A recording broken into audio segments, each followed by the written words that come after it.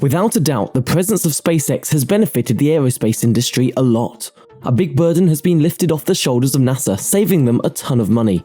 Naturally, a self-sufficient private aerospace company would be saving the money of US taxpayers that would have otherwise gone to NASA's funding. But how much money is truly being saved? Well, you'll find out in just a second. But before that, please subscribe to Futurephile to watch more fascinating videos on futuristic tech.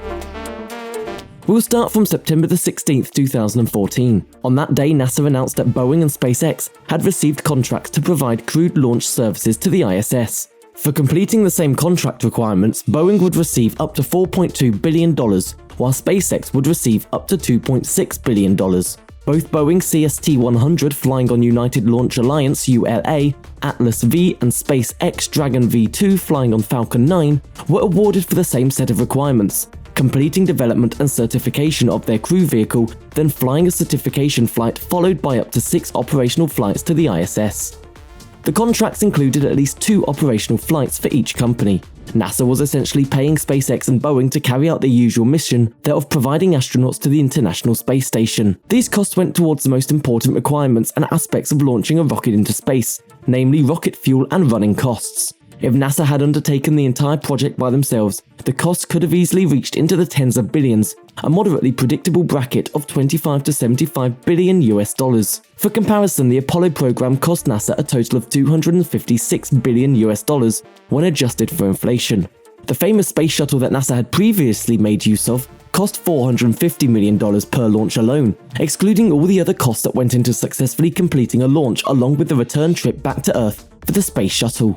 For the longest time, NASA's obligation to single-handedly carry the entire American space program has caused inefficiency, stress, and deadlocks for them. Experts and scholars have attributed some of NASA's costliest disasters to this overloading and stress partly.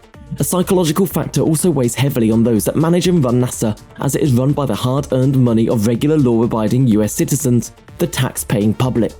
It's very fair to say the government clearly saved $1.6 billion on that contract with SpaceX alone in 2014.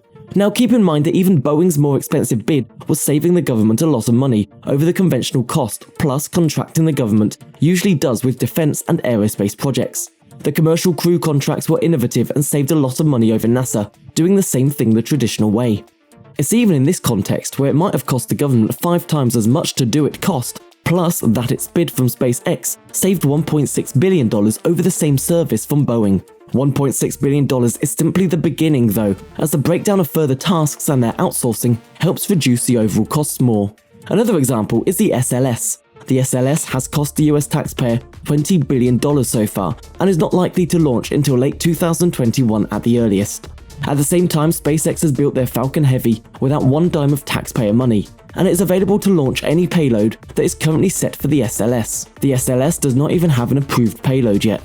Similarly, the Big Falcon rocket is being developed by SpaceX without any taxpayer dollars, and it'll probably fly before SLS. BFR is fully reusable and can send more than 100 people to the Moon or Mars. The SLS cannot do that even if they actually build the Block 2 version. Thus, it would seem that SpaceX is doing a whole lot of work in terms of making big savings for US taxpayers, ensuring that the money is spent on things more beneficial directly for the US citizens themselves. However, there are a few angles to SpaceX's whole relationship with NASA and the US government that sticks out. These aspects of their relationship can lay waste to the idea that SpaceX saves money for US taxpayers. It's a well-known fact that SpaceX receives millions in government handouts and investments to help in their projects. Tesla Motors Inc. and SpaceX together have benefited from an estimated $4.9 billion in government support, according to data compiled by the Los Angeles Times. The figure underscores a common theme running through his emerging empire, a public-private financing model underpinning long-shot startups. Musk and his company's investors enjoy most of the financial upside of the government support, while taxpayers shoulder the cost. The payoff for the public would come in the form of major pollution reductions and new life-changing technologies for the better. However, this will only go through if reusable, and electric cars break through as viable mass-market products. For now, both remain niche products for mostly well-heeled customers. Then again, it cannot be denied that both demonstrate extreme promise and stand a good chance of becoming very viable commercially soon. SpaceX cut a deal for about $20 million in economic development subsidies from the state government of Texas to construct a launch facility there. Separate from incentives, SpaceX has won more than $5.5 billion in government contracts from NASA and the US Air Force. Subsidies are handed out in all kinds of industries, with US corporations collecting tens of billions of dollars each year, according to Good Jobs First, a non-profit that tracks government subsidies. Bloomberg reported last year that an economic program designed by the Trump administration to spur new investment in impoverished areas has done little of the sort. Instead of providing tax breaks for space travel moguls like Musk, Jeff Bezos, and Richard Branson, the Qualified Opportunity Zones program has been criticized for doling out its benefits to huge businesses seeking the latest tax advantage, rather than the scrappy local entrepreneurs it was supposed to help. The program's operations, from how it chooses the sites of economic zones to how many jobs are created, to whether companies even choose to take the tax benefits, are opaque. By moving to Texas and pushing more of his money into Opportunity Zone ventures, Elon Musk may have saved billions in taxes. On top of Elon Musk's ability to leverage these government programs, some designed for people much further down the income ladder, one must remember that the Department of Energy handed out $465 million in low-interest loans to SpaceX during the global economic crisis in 2008. The mega billionaire thus built his companies on the backs of this enormous government subsidies, tax breaks, and exclusive contracts. Now, this is not to say that SpaceX is entirely wasteful of public money though. It is incredibly difficult for a private company to make such headway into never-before-explored technologies without substantial help from a government entity. Besides, such funds are ultimately crucial for the operation and development of the company, even if part of it goes into the personal pockets of Elon Musk and the investors. The public cannot simply suffer a major loss because of large amounts of money being funneled to companies like SpaceX, Boeing, and Tesla.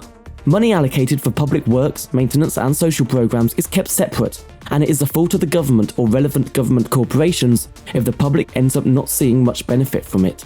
That being said, the presence of SpaceX and the way it receives so much financial support from the US government does indeed leave out smaller entrepreneurs with their startups, many of whom are attempting to begin where Elon Musk was 25 years ago. Injections of government money into SpaceX can easily be seen as investments too, investments that result in genuine technological development, while also saving the US government a lot of money in the long run. If the US government's money is saved, then the taxpayers' money is also saved greatly, as we have seen with the example of NASA's SLS compared to SpaceX's Falcon Heavy and Super Heavy. The trade-off benefit might be small, but it's still a worthwhile benefit to the US taxpayers, whose money is both being saved and used more efficiently for technological development. You can't go wrong with a median of $6 billion in taxpayer money saved by SpaceX every year. So, what do you think? Do you think SpaceX should continue receiving assistance from government organizations? Or do you think SpaceX should formulate a business model that will allow them to operate without the need for government handouts and loans? Let us know what you think in the comments below. If you like this video, you may also enjoy this next video that is shown in the end screen. See you there.